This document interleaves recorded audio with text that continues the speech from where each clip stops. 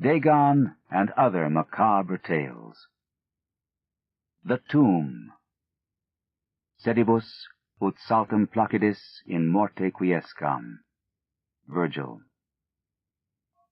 In relating the circumstances which have led to my confinement within this refuge for the demented, I am aware that my present position will create a natural doubt of the authenticity of my narrative. It is an unfortunate fact that the bulk of humanity is too limited in its mental vision to weigh with patience and intelligence those isolated phenomena seen and felt only by a psychologically sensitive few, which lie outside its common experience. Men of broader intellect know that there is no sharp distinction betwixt the real and the unreal, that all things appear as they do only by virtue of the delicate individual physical and mental media through which we are made conscious of them. But the prosaic materialism of the majority condemns as madness the flashes of super-sight which penetrate the common veil of obvious empiricism. My name is Jervis Dudley, and from earliest childhood I have been a dreamer and a visionary.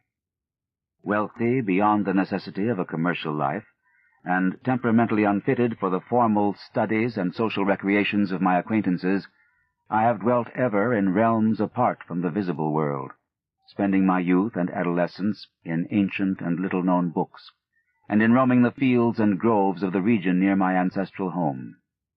I do not think that what I read in these books or saw in these fields and groves was exactly what other boys read and saw there, but of this I must say little, since detailed speech would but confirm those cruel slanders upon my intellect which I sometimes overhear from the whispers of the stealthy attendants around me.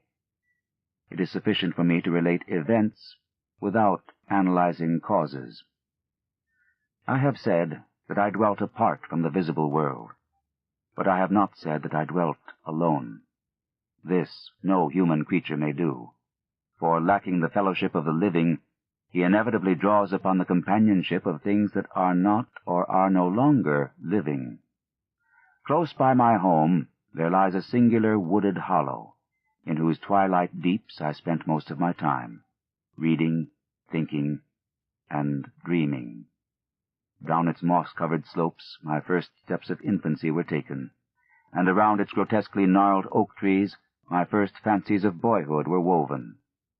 Well did I come to know the presiding dryads of those trees, and often have I watched their wild dances in the struggling beams of a waning moon, but of these things I must not now speak. I will tell only of the lone tomb in the darkest of the hillside thickets, the deserted tomb of the Hydes, an old and exalted family whose last direct descendant had been laid within its black recesses many decades before my birth. The vault to which I refer is of ancient granite, weathered and discolored by the mists and dampness of generations. Excavated back into the hillside, the structure is visible only at the entrance. The door, a ponderous and forbidding slab of stone, hangs upon rusted iron hinges, and is fastened ajar in a queerly sinister way by means of heavy iron chains and padlocks, according to a gruesome fashion of half a century ago. The abode of the race whose scions are here inurned had once crowned the declivity which holds the tomb, but had long since fallen victim to the flames which sprang up from a disastrous stroke of lightning. Of the midnight storm which destroyed this gloomy mansion, the older inhabitants of the region sometimes speak in hushed and uneasy voices, alluding to what they call divine wrath, in a manner that in later years vaguely increased the always strong fascination which I felt for the forest-darkened sepulchre. One man only had perished in the fire. When the last of the Hydes was buried in this place of shade and stillness, the sad urnful of ashes had come from a distant land, to which the family had repaired when the mansion burned down. No one remains to lay flowers before the granite portal, and few care to brave the depressing shadows which seem to linger strangely about the water-worn stones. I shall never forget the afternoon when first I stumbled upon the half-hidden house of death. It was in midsummer, when the alchemy of nature transmutes the sylvan landscape to one vivid and almost homogeneous mass of green, when the senses are well-nigh intoxicated with the surging seas of moist verdure and the subtly indefinable odors of the soil and the vegetation. In such surroundings, the mind loses its perspective. Time and space become trivial and unreal, and echoes of a forgotten prehistoric past beat insistently upon the enthralled consciousness. All day I had been wandering through the mystic groves of the hollow, thinking thoughts I need not discuss, and conversing with things I need not name. In years, a child of 10, I had seen and heard many wonders unknown to the throng, and was oddly aged in certain respects. When, upon forcing my way between two savage clumps of briars, I suddenly encountered the entrance of the vault, I had no knowledge of what I had discovered. The dark blocks of granite, the door so curiously ajar, and the funereal carvings above the arch aroused in me no associations of mournful or terrible character. Of graves and tombs I knew and imagined much, but had, on account of my peculiar temperament, been kept from all personal contact with churchyards and cemeteries. The strange stone house on the woodland slope was to me only a source of interest and speculation, and its cold, damp interior, into which I vainly peered through the aperture so tantalizingly left, contained for me no hint of death or decay. But in that instant of curiosity was born the madly unreasoning desire which has brought me to this hell of confinement. Spurred on by a voice which must have come from the hideous soul of the forest, I resolved to enter the beckoning gloom, in spite of the ponderous chains which barred my passage. In the waning light of day, I alternately rattled the rusty impediments with a view to throwing wide the stone door, and essayed to squeeze my slight form through the space already provided, but neither plan met with success. At first curious, I was now frantic, and when, in the thickening twilight, I returned to my home, I had sworn to the 100 gods of the grove that at any cost I would some day force an entrance to the black, chilly depths that seemed calling out to me. The physician with the iron-gray beard who comes each day to my room once told a visitor that this decision marked the beginning of a pitiful monomania. But I will leave final judgment to my readers when they shall have learnt all. The months following my discovery were spent in futile attempts to force the complicated padlock of the slightly open vault, and in carefully guarded inquiries regarding the nature and history of the structure. With the traditionally receptive ears of the small boy, I learned much, though an habitual secretiveness caused me to tell no one of my information or my resolve. It is perhaps worth mentioning that I was not at all surprised or terrified on learning of the nature of the vault. My rather original ideas regarding life and death had caused me to associate the cold clay with the breathing body in a vague fashion, and I felt that the great and sinister family of the burned-down mansion was in some way represented within the stone space I sought to explore. Mumbled tales of the weird rites and godless revels of bygone years in the ancient hall gave to me a new and potent interest in the tomb, before whose door I would sit for hours at a time each day.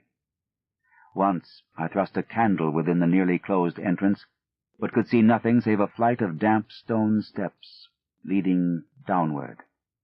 The odor of the place repelled, yet bewitched me.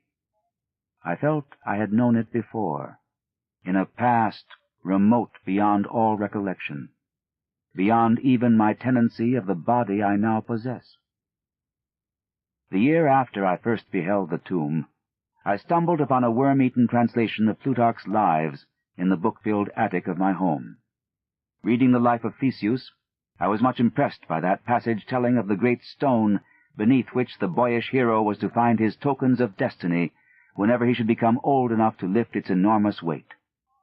This legend had the effect of dispelling my keenest impatience to enter the vault, for it made me feel that the time was not yet ripe. Later, I told myself, I should grow to a strength and ingenuity which might enable me to unfasten the heavily chained door with ease. But until then, I would do better by conforming to what seemed the will of fate. Accordingly, my watches by the dank portal became less persistent, and much of my time was spent in other, though equally strange, pursuits. I would sometimes rise very quietly in the night, stealing out to walk in those churchyards and places of burial from which I had been kept by my parents. What I did there, I may not say, for I am not now sure of the reality of certain things. But I know that on the day after such a nocturnal ramble, I would often astonish those about me with my knowledge of topics almost forgotten for many generations. It was after a night like this that I shocked the community with a queer conceit about the burial of the rich and celebrated Squire Brewster, a maker of local history who was interred in 1711, and whose slate headstone, bearing a graven skull and crossbones, was slowly crumbling to powder. In a moment of childish imagination, I vowed not only that the undertaker, Goodman Simpson, had stolen the silver-buckled shoes, silken hose, and satin small clothes of the deceased before burial, but that the squire himself, not fully inanimate, had turned twice in his mound-covered coffin on the day after interment. But the idea of entering the tomb never left my thoughts, being indeed stimulated by the unexpected genealogical discovery that my own maternal ancestry possessed at least a slight link with the supposedly extinct family of the Hydes. Last of my paternal race, I was likewise the last of this older and more mysterious line. I began to feel that the tomb was mine, and to look forward with hot eagerness to the time when I might pass within that stone door and down those slimy stone steps in the dark. I now formed the habit of listening very intently at the slightly open portal, choosing my favorite hours of midnight stillness for the odd vigil. By the time I came of age, I had made a small clearing in the thicket before the mold-stained facade of the hillside, allowing the surrounding vegetation to encircle and overhang the space like the walls and roof of a sylvan bower. This bower was my temple, the fastened door my shrine, and here I would lie outstretched on the mossy ground, thinking strange thoughts and dreaming strange dreams. The night of the first revelation was a sultry one. I must have fallen asleep from fatigue, for it was with a distinct sense of awakening that I heard the voices. Of those tones and accents I hesitate to speak. Of their quality I will not speak, but I may say that they presented certain uncanny differences in vocabulary, pronunciation, and mode of utterance. Every shade of New England dialect, from the uncouth syllables of the Puritan colonists to the precise rhetoric of 50 years ago, seemed represented in that shadowy colloquy, though it was only later that I noticed the fact. At the time, indeed, my attention was distracted from this matter by another phenomenon, a phenomenon so fleeting that I could not take oath upon its reality. I barely fancied that as I awoke, a light had been hurriedly extinguished within the sunken sepulchre. I do not think I was either astounded or panic-stricken, but I know that I was greatly and permanently changed that night. Upon returning home, I went with much directness to a rotting chest in the attic, wherein I found the key which next day unlocked with ease the barrier I had so long stormed in vain. It was in the soft glow of late afternoon that I first entered the vault on the abandoned slope. A spell was upon me, and my heart leaped with an exultation I can but ill describe. As I closed the door behind me and descended the dripping steps by the light of my lone candle, I seemed to know the way, and though the candle sputtered with the stifling reek of the place, I felt singularly at home in the musty charnel house air. Looking about me, I beheld many marble slabs bearing coffins, or the remains of coffins. Some of these were sealed and intact, but others had nearly vanished, leaving the silver handles and plates isolated amidst certain curious heaps of whitish dust. Upon one plate I read the name of Sir Geoffrey Hyde, who had come from Sussex in 1640 and died here a few years later. In a conspicuous alcove was one fairly well preserved and untenanted casket, adorned with a single name, which brought to me both a smile and a shudder. An odd impulse caused me to climb upon the broad slab, extinguish my candle, and lie down within the vacant box. In the gray light of dawn, I staggered from the vault and locked the chain of the door behind me. I was no longer a young man, though but 21 winters had chilled my bodily frame. Early-rising villagers who observed my homeward progress looked at me strangely, and marveled at the signs of ribald revelry which they saw in one whose life was known to be sober and solitary. I did not appear before my parents till after a long and refreshing sleep. Henceforward, I haunted the tomb each night, seeing, hearing, and doing things I must never reveal. My speech, always susceptible to environmental influences, was the first thing to succumb to the change, and my suddenly acquired archaism of diction was soon remarked upon. Later, a queer boldness and recklessness came into my demeanor, till I unconsciously grew to possess the bearing of a man of the world, despite my lifelong seclusion. My formerly silent tongue waxed voluble with the easy grace of a Chesterfield, or the godless cynicism of a Rochester. I displayed a peculiar erudition utterly unlike the fantastic monkish lore over which I had pored in youth, and covered the fly-leaves of my books with facile impromptu epigrams, which brought up suggestions of Gay, Prior, and the sprightliest of the Augustan wits and rhymesters. One morning at breakfast, I came close to disaster by declaiming in palpably licorice accents an effusion of 18th-century bacchanalian mirth, a bit of Georgian playfulness never recorded in a book, which ran something like this. Come hither, my lads, with your tankards of ale, and drink to the present before it shall fail. Pile each on your platter a mountain of beef, for 'tis eating and drinking that bring us relief. So fill up your glass, for life will soon pass. When you're dead, you'll ne'er drink to your king or your lass. Anacreon had a red nose, so they say. But what's a red nose if you're happy and gay? Gad split me, I'd rather be red whilst I'm here than white as a lily and dead half a year. So Betty, my miss, come give me kiss. In hell there's no innkeeper's daughter like this. Young Harry, propped up just as straight as he's able, will soon lose his wig and slip under the table. But fill up your goblets and pass 'em around, better under the table than under the ground. So revel and chaff as ye thirstily quaff. Under 6 feet of dirt, 'tis less easy to laugh. The fiend strike me blue, I'm scarce able to walk, and damn me if I can stand upright or talk. Here, landlord, bid Betty to summon a chair. I'll try home for a while, for my wife is not there. So lend me a hand, I'm not able to stand, but I'm gay whilst I linger on top of the land. About this time, I conceived my present fear of fire and thunderstorms. Previously indifferent to such things, I had now an unspeakable horror of them, and would retire to the innermost recesses of the house whenever the heavens threatened an electrical display. A favorite haunt of mine during the day was the ruined cellar of the mansion that had burned down, and in fancy I would picture the structure as it had been in its prime.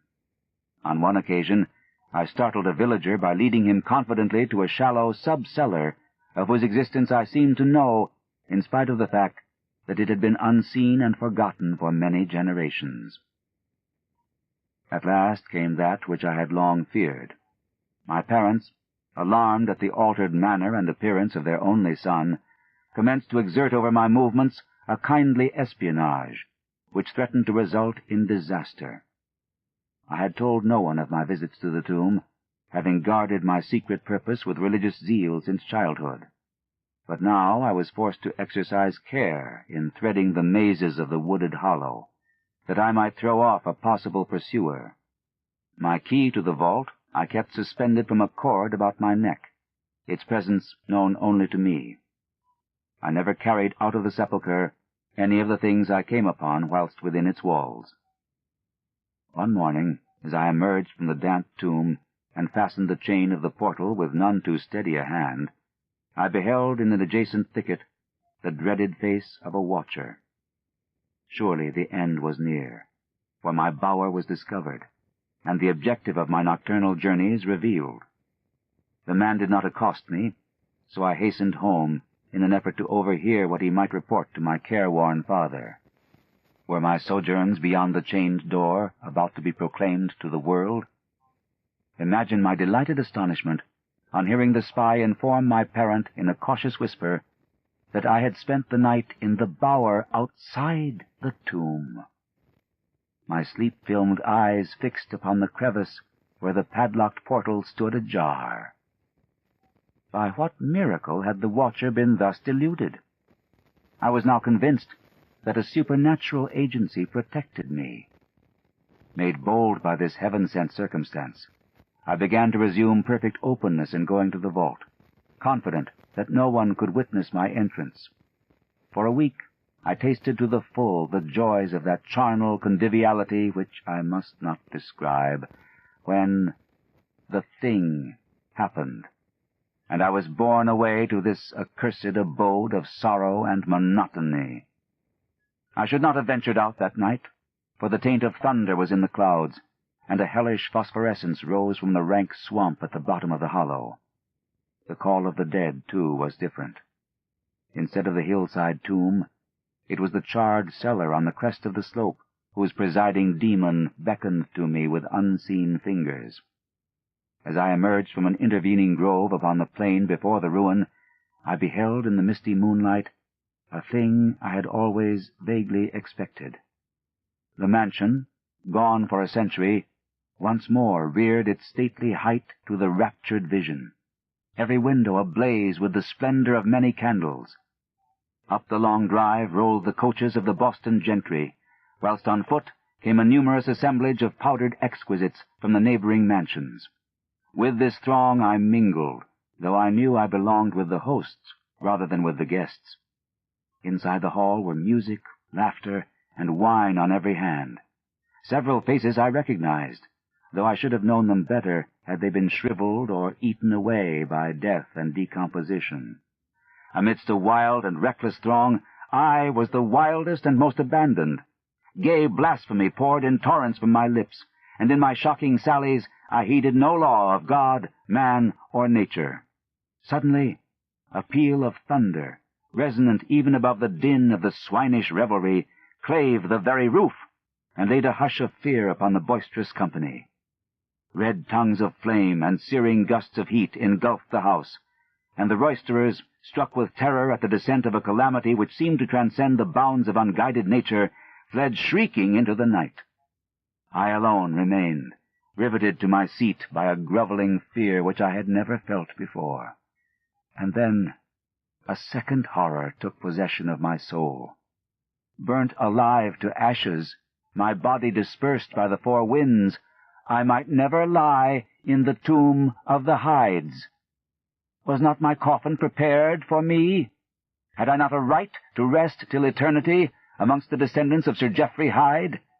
I would claim my heritage of death, even though my soul goes seeking through the ages for another corporeal tenement to represent it on that vacant slab in the alcove of the vault. Jervis Hyde should never share the sad fate of Palinurus. As the phantom of the burning house faded, I found myself screaming and struggling madly in the arms of two men, one of whom was the spy who had followed me to the tomb. Rain was pouring down in torrents, and upon the southern horizon were flashes of the lightning that had so lately passed over our heads. My father, his face lined with sorrow, stood by as I shouted my demands to be laid within the tomb, frequently admonishing my captors to treat me as gently as they could. A blackened circle on the floor of the ruined cellar told of a violent stroke from the heavens, and from this spot a group of curious villagers with lanterns were prying a small box of antique workmanship which the thunderbolt had brought to light. Ceasing my futile and now objectless writhing, I watched the spectators as they viewed the treasure trove. and was permitted to share in their discoveries. The box, whose fastenings were broken by the stroke which had unearthed it, contained many papers and objects of value, but I had eyes for one thing alone. It was the porcelain miniature of a young man in a smartly curled bag-wig, and bore the initials J.H. The face was such that as I gazed, I might well have been studying my mirror. On the following day, I was brought to this room with the barred windows, but I have been kept informed of certain things through an aged and simple-minded servitor, for whom I bore a fondness in infancy, and who, like me, loves the churchyard. What I have dared relate of my experiences within the vault has brought me only pitying smiles. My father, who visits me frequently, declares that at no time did I pass the chained portal, and swears that the rusted padlock had not been touched for 50 years when he examined it. He even says that all the village knew of my journeys to the tomb, and that I was often watched as I slept in the bower outside the grim facade, my half-open eyes fixed on the crevice that leads to the interior. Against these assertions I have no tangible proof to offer, since my key to the padlock was lost in the struggle on that night of horrors. The strange things of the past which I learnt during those nocturnal meetings with the dead he dismisses as the fruits of my lifelong and omnivorous browsing amongst the ancient volumes of the family library. Had it not been for my old servant, Hiram, I should have by this time become quite convinced of my madness. But Hiram, loyal to the last, has held faith in me, and has done that which impelled me to make public at least a part of my story. A week ago, he burst open the lock which chains the door of the tomb perpetually ajar, and descended with a lantern into the murky depths. On a slab in an alcove, he found an old but empty coffin, whose tarnished plate bears the single word, Jervis. In that coffin, and in that vault, they have promised me I shall be buried.